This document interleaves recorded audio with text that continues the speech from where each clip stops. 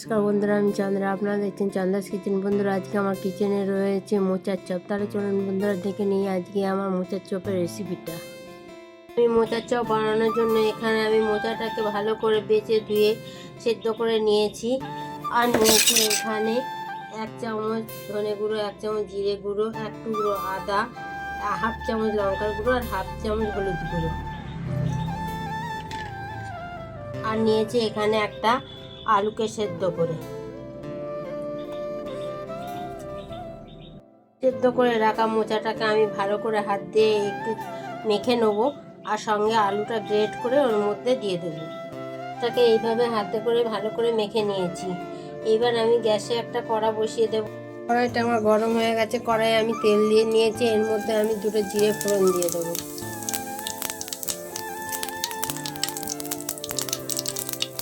জিরে ফোড়ন দিয়ে আমি মোচাটাকে দিয়ে ভালো করে নেড়ে চেড়ে মশলা দিয়ে ভেজে নেবো।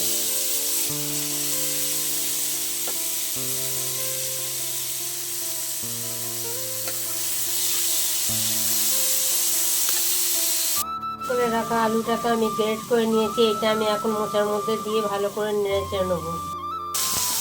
গ্রেট করা আলুটা আমি দিয়ে দিলাম মোচার মধ্যে।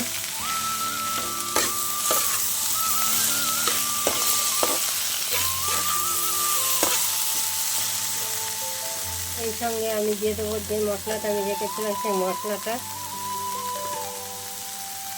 আর দেবো স্বাদ মতো নুন দিয়ে আমি ভালো করে নাড়াচাড়া করে কষিয়ে নেবো মশলাটা আর আলু আর মোচাটাকে। এটা আমার ভালো করে নাড়াচাড়া হয়ে গেছে। এবার এর মধ্যে আমি দিয়ে দেবো সামান্য পরিমাণে একটু চিনি। আমি এইটুকু চিনি একটু দেবো স্বাদের জন্য। আর দেবো অল্প করে একটু গরম মশলার গুঁড়ো দিয়ে আমি আবারও ভালো করে নাড়াচাড়া করে মিশিয়ে নেবো। নিয়ে আমি নামিয়ে নেবো।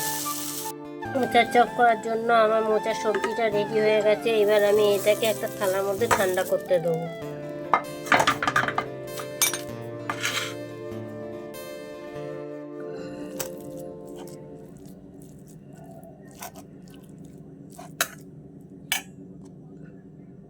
আমি এখানে মোচার চপ বানানোর জন্য এখানে আমি 1.5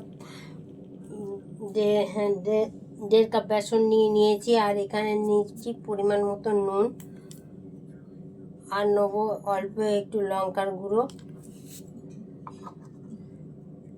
আর নেব 1/2 চামচের কম একটুখানি হলুদ গুঁড়ো। নিয়ে আমি ভালো করে মিশিয়ে নিয়ে জল দিয়ে আমি বেসনটাকে তৈরি করে গুলে নেবো। গুলে একটা ব্যাটার বানিয়ে নেব।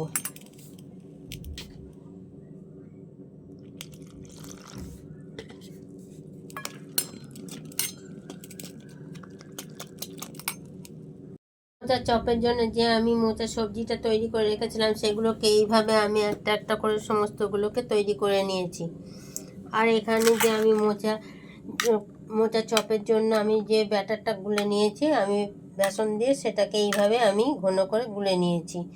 এবার আমি গ্যাসের ওপরে একটা কড়াই বসিয়ে তাতে তেল দিয়ে এগুলোকে ভেজে নেব। কড়াইটা আমার গরম হয়ে গেছে। এবার আমি কড়াইয়ের মধ্যে তেল দিয়ে নেব।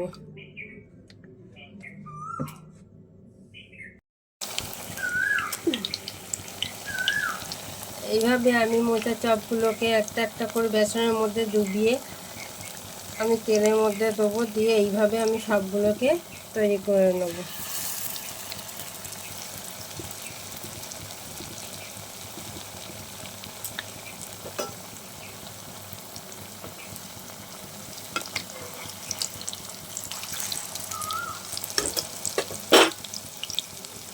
দেখলেন বন্ধুরা আজকে আমার মোচার চপ। আপনারাও এইভাবে একবার করে খেয়ে দেখতে পারেন। এটা চা কিংবা মুড়ি সন্ধেবেলা টিফিনের সাথে খুবই ভালো লাগবে। আর আপনারাও করে খেয়ে দেখতে পারেন। ভালো লাগলে আশা করি ভালো লাগবে। ভালো লাগলে লাইক শেয়ার কমেন্ট করুন। ধন্যবাদ।